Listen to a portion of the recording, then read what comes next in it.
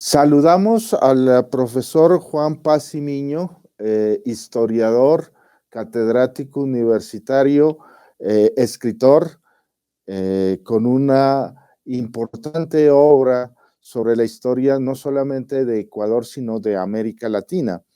Eh, Le damos la bienvenida, profesor Pazimiño, de parte de Hoja de Ruta y del Observatorio Sociopolítico Latinoamericano Cronicón.net. Y lo hemos invitado para abordar algunos aspectos de la historia de nuestra región latinoamericana. Y quisiera comenzar con una reflexión del politólogo, y latinoamericanista francés Alain Riquier. Riquier afirma que desde Colón el continente o nuestro continente puede ser definido como el de los malos entendidos, porque Cristóbal Colón vino en busca de la ruta de las Indias y se encontró con un nuevo mundo. Y luego, pues, hay una cosa como que también es de males entendidos o de una contradicción histórica, y es que el colonizado en nuestra región se ha identificado buena parte del tiempo con el colonizador.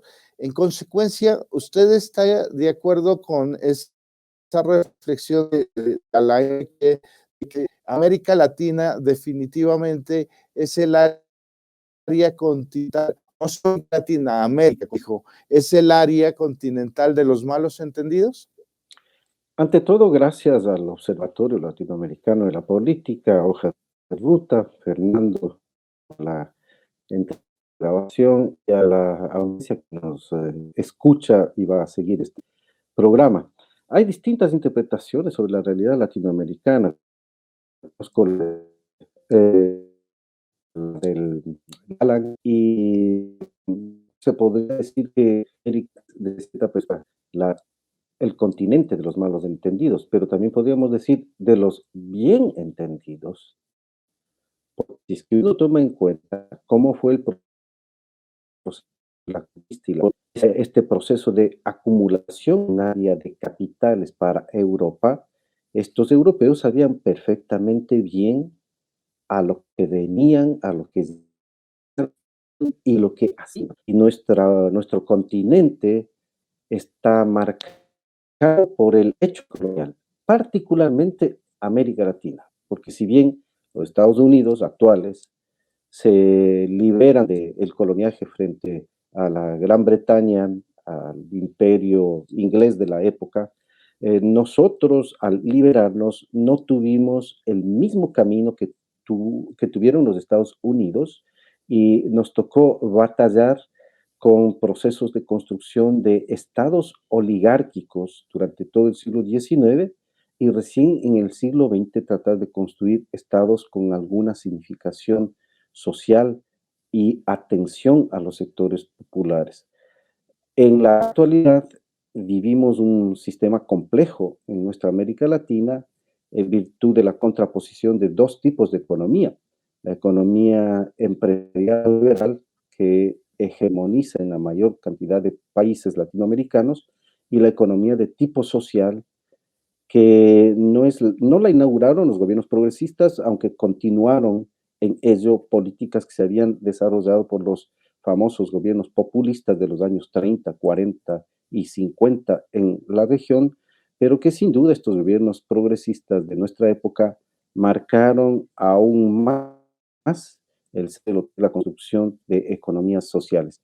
Así es que nuestra América en general tiene diversas interpretaciones, pero en concreto yo diría que más bien los colonizadores, los conquistadores, los neocolonizadores, los imperialismos, las oligarquías en cada país, las oligarquías particularmente latinoamericanas, en las distintas, con sus distintas acciones, saben perfectamente hacia dónde vamos.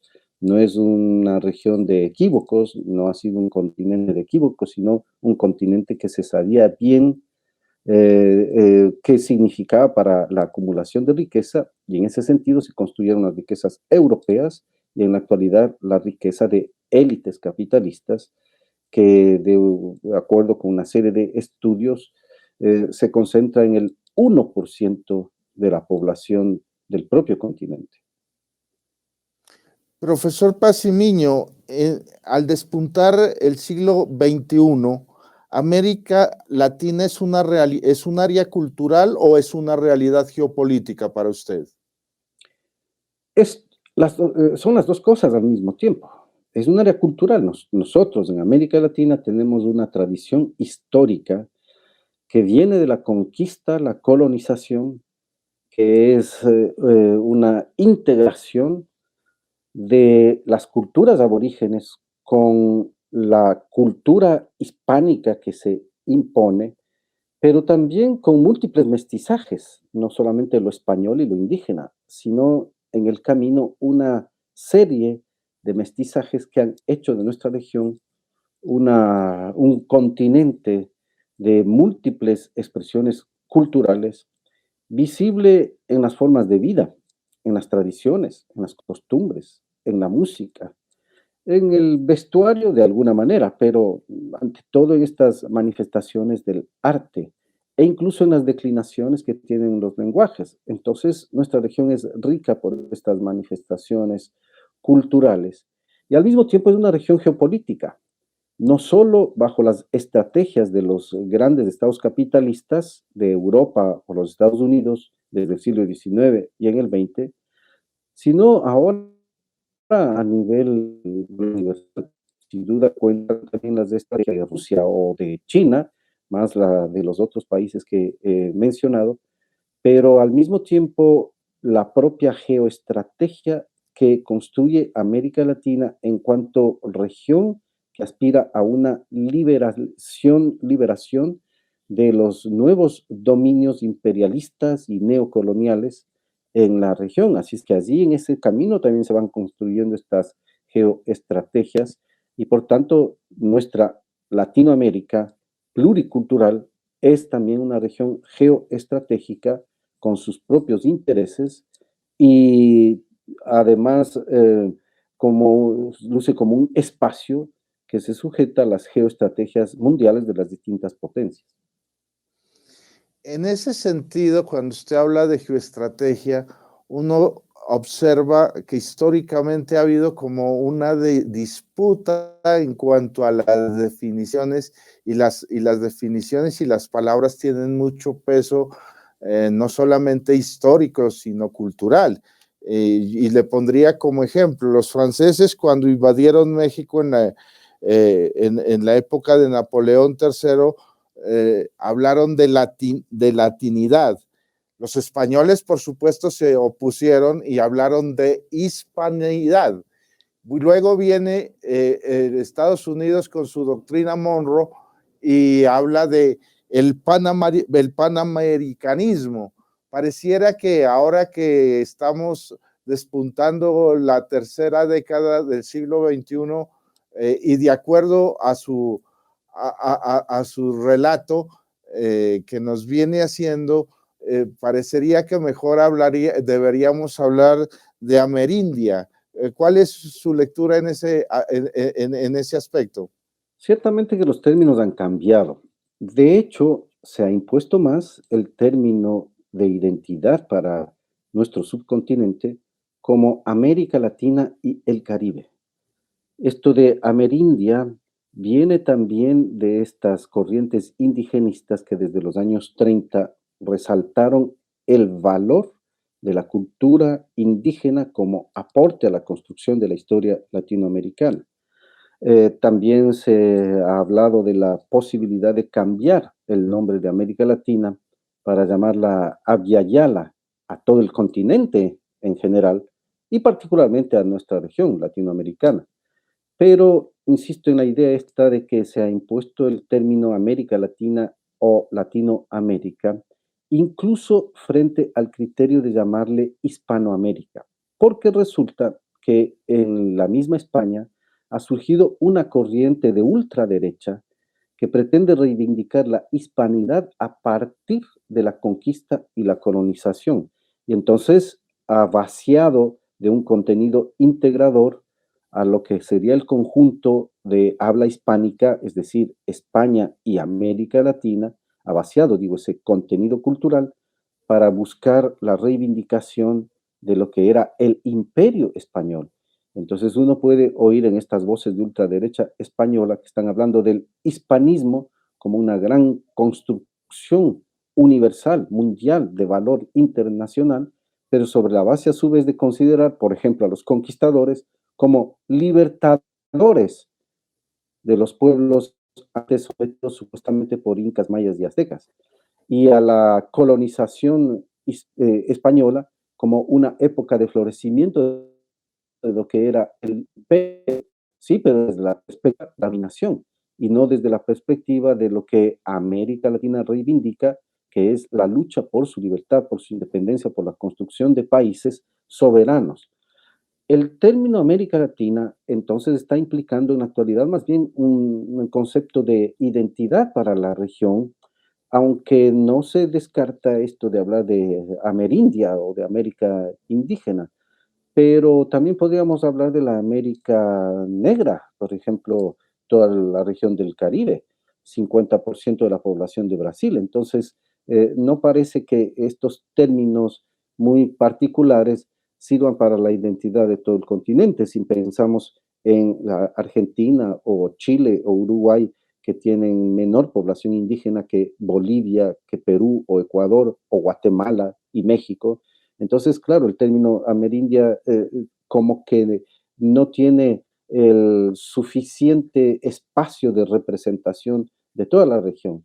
Y de allí que se haya impuesto este término América Latina o Latinoamérica como signo de identidad de lo que es este subcontinente, es decir, al sur del río Bravo, porque América del Norte tiene otras características y entonces ya no hablamos pues de la América en general, sino de la América Latina, de la América antes hispana, antes portuguesa, e incluso del Caribe, que se identifica con los procesos que vivió la parte continental, porque también allí el sometimiento al coloniaje europeo implicó el inicio de sus procesos de subdesarrollo tan graves como se advierte en la actualidad, por ejemplo, en el caso de Haití.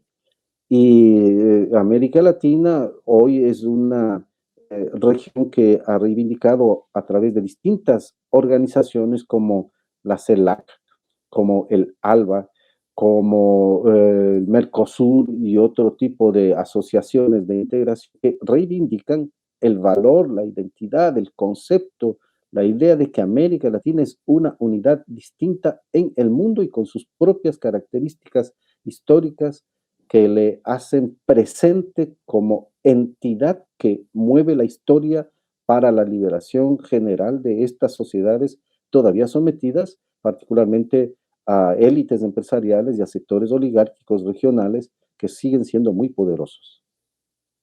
Ahora que usted habla de la irrupción en España de un sector de ultraderecha, de tinte fascista, eh, y hace pocas semanas el cuestionado expresidente José María Aznar, el inefable expresidente Aznar, hablaba de que el nuevo comunismo hoy es el indigenismo. Y entonces a mí se me ha venido a la cabeza en estos días los episodios que se han vivido durante los últimos meses, durante el último año, en que desde Estados Unidos hasta la Patagonia hemos observado el derribamiento de estatuas de algunos colonizadores, empezando por el propio Cristóbal Colón. Es el derribo de los verdugos que históricamente han saqueado pues a nuestras tierras, y no solamente han saqueado, sino que vinieron en un proceso de colonización salvaje con la espada, la Biblia y la sífilis. ¿Usted qué interpretación le da a esa actitud de muchos sectores sociales que reivindican, digamos, sus ancestros aborígenes con el derribo de las estatuas? Hasta cuando conmemorábamos los bicentenarios, el inicio de los procesos de independencia 1809, 1810 y por tanto los bicentenarios de 1809, del 2009, perdón, 2010, 2011, ya en esa época hubo serias manifestaciones ante todas las organizaciones indígenas del continente por el exigir el cambio de una serie de héroes que en América Latina se han tenido como tradicionales.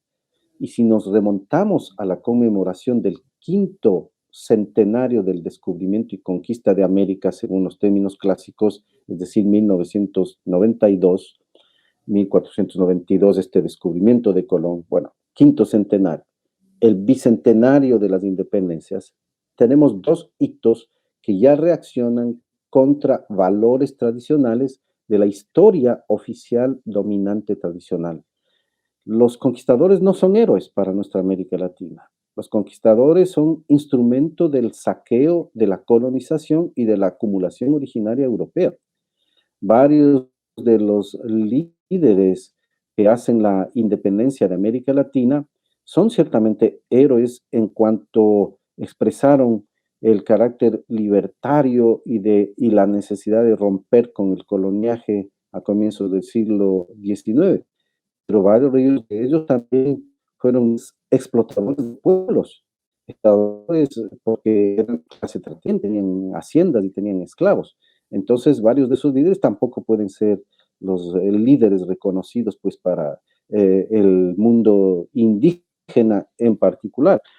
De tal modo que en las academias de historia de la región se ha venido discutiendo con polémica que siempre se ha levantado al respecto, de si es necesario conservar estas estatuas que representan a personajes que más bien han sido instrumentos para la dominación de pueblos, como son los conquistadores. Quizás una anécdota rápida, cuando yo fui cronista de la ciudad de Quito, también se discutía en la alcaldía de la ciudad de Quito, se discutía pues la necesidad de cambiar nombres de calles para no utilizar aquellos de personajes que en la historia han sido verdaderos represores y sometedores y dominadores pues de pueblos. Y también se discutía la posibilidad de quitar una serie de estatuas.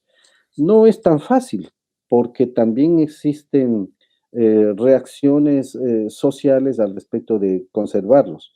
Sin embargo, el tiempo histórico avanza y con el avance del tiempo se ha visto que ya en toda América Latina ha empezado esto de derrumbar estatuas, o mejor, como hizo México, quitar la estatua de Cristóbal Colón y poner allí la gran figura de representativa de una de las culturas ancestrales mexicanas y con ello aliviar las tensiones. Pero estas tensiones existen y en América Latina hay que seguir discutiendo y revalorizando nombres y figuras que ya no pertenecen al tiempo presente por haber significado algo para la heroicidad de las clases dominantes del pasado, pero ya no para la América Latina que hoy está liberándose y está en proceso de construcción de nuevas sociedades. Profesor Pacimiño, déjeme citarle una frase del gran Eduardo Galeano en su obra clásica Las venas abiertas de América Latina, que acaba de cumplir 50 años de publicada. La división internacional del trabajo consiste en que unos países se especializan en ganar y otros en perder. América Latina fue precoz, se especializó en perder desde los remotos tiempos del Renacimiento europeo. La pregunta es, citando al mismo Eduardo Galeano, ¿la región sigue trabajando de sirvienta para las grandes periferias? En muchos sí. Para las grandes países de la centralidad y en definitiva, pues, en contravía de los intereses de las periferias que somos nosotros. En muchos sí.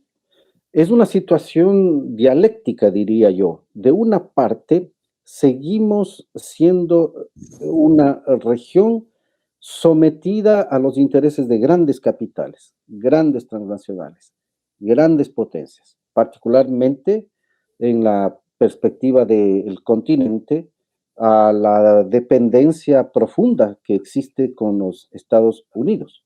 Pero de otro lado, también tenemos los procesos de liberación que no son solamente del último tiempo, estos ya vienen en la misma colonia. La independencia es un proceso de liberación.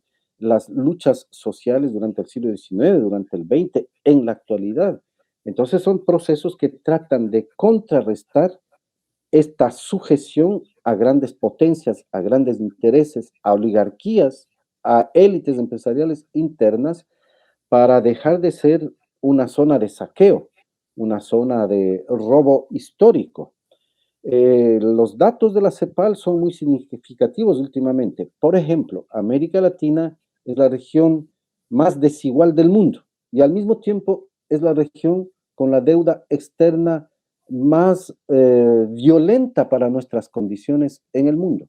Según los datos de la CEPAL, América Latina es la región más endeudada del mundo y que a su vez paga por esa deuda casi más de la mitad de lo que representan las exportaciones latinoamericanas en bienes y servicios. Esto es increíble. Esto da cuenta entonces que el saqueo continúa sobre nuestra región.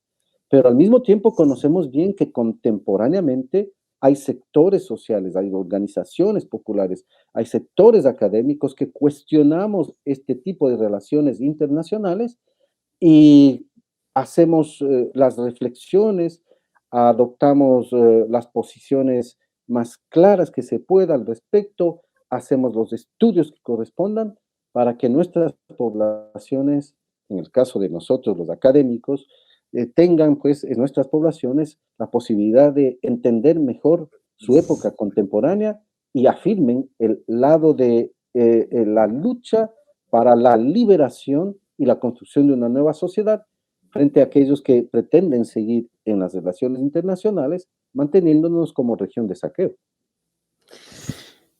El profesor y antropólogo colombiano Arturo Escobar ha señalado en forma reiterativa que la palabra o la acepción desarrollo ha servido como un dispositivo por parte de sobre todo de los organismos de la banca multilateral para la explotación y el saqueo de la que usted acaba de hablar.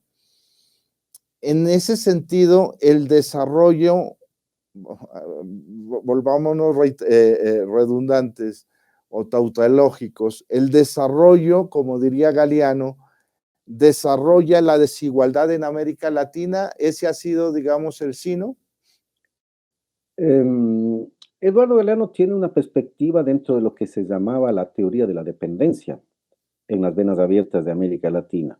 Podríamos tomar a uno de los fundadores de esa teoría, André Gunder Frank, que escribió un famoso libro que se llama El desarrollo del subdesarrollo.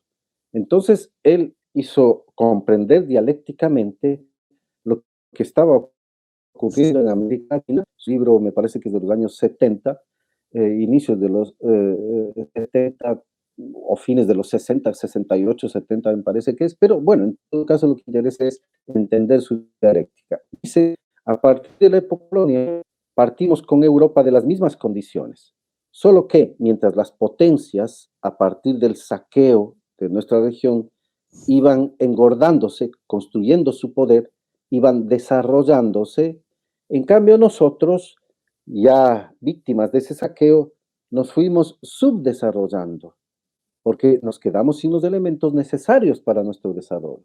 Entonces Gunder Frank concluía, mientras las grandes potencias hicieron el desarrollo del desarrollo, nosotros hicimos el desarrollo, ciertamente, otra vía, el desarrollo del subdesarrollo.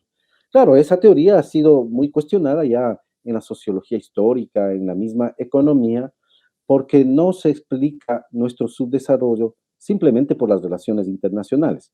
Pero de hecho, la palabra desarrollo, en efecto, también ha sido cuestionada porque implica nada más seguir el modelo de construcción de las economías que tuvieron Estados Unidos o Europa. Entonces se comparaba. América Latina está subdesarrollada. ¿Por qué? Porque no llega a ser como Europa o como los Estados Unidos. Y deberíamos convertirnos en países semejantes y entonces lograremos el desarrollo. Para nuestra región hoy está muy claro, para nuestra América Latina. No es ese el desarrollo que queremos. Y por ello el concepto está cuestionado. Pero de otra parte podríamos decir, necesitamos un tipo de economía de soberanía, es decir, estos grandes países, porque nunca podemos alcanzarlos en ese tipo de desarrollo, tengamos la posibilidad de construir nosotros economías equitativas, eficientes, con nuestros propios recursos, pero bajo nuestra propia naturaleza y nuestras propias condiciones. Y esa es una posición constante de la América Latina contemporánea, a su vez en proceso de construcción, porque este es un proceso largo, como son los procesos históricos, no duran un año, dos, tres, ni cuatro, no duran un periodo presidencial, sino que son procesos que llevan décadas, pero que afirman el sentido de que la historia nos pertenece, en el sentido pues de que estos procesos de construcción de un desarrollo distinto al tradicional en favor de una sociedad mejor, ese es el camino histórico que nos permite garantizar que el éxito será precisamente de nuestra región, América Latina, bajo estos otros principios. Ahora lo traigo a la actualidad, al siglo XXI.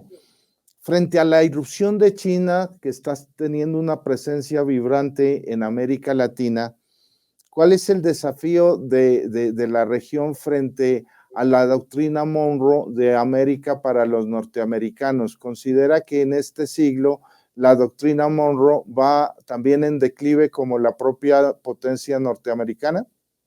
No creo. Yo creo que el monroísmo, el americanismo, es parte de la política exterior de los Estados Unidos hasta nuestros días. No la han abandonado, no la han dejado. Lo que sucede es que también el mundo contemporáneo ha cambiado.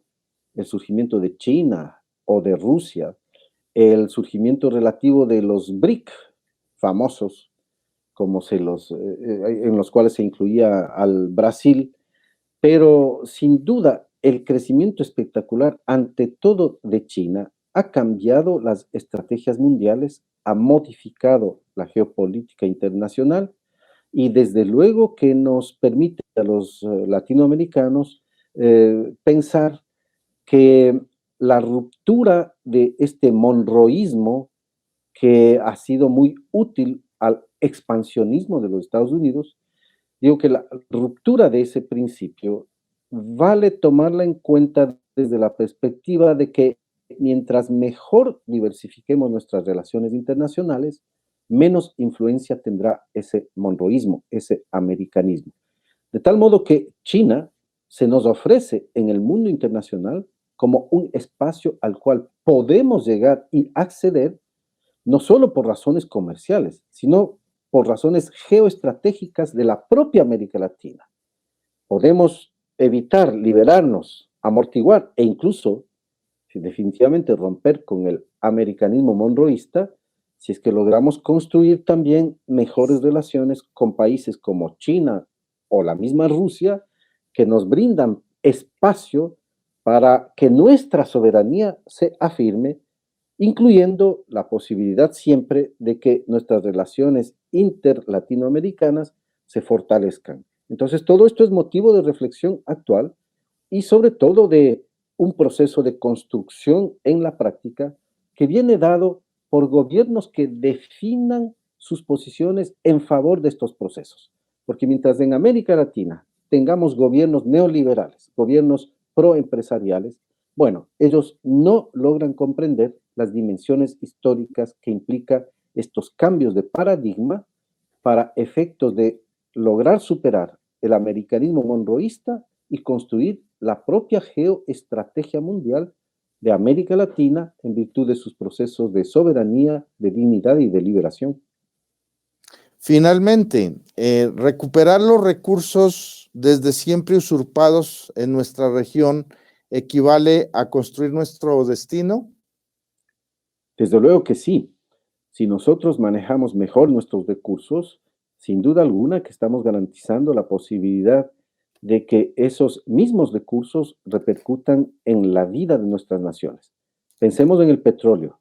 Largo tiempo las compañías extranjeras petroleras han sido las que se beneficiaron con la explotación de petróleo, pero los países fueron dándose cuenta de esta situación y ha habido procesos, por ejemplo, con el presidente Lázaro Cárdenas en México, que nacionalizaron la industria petrolera.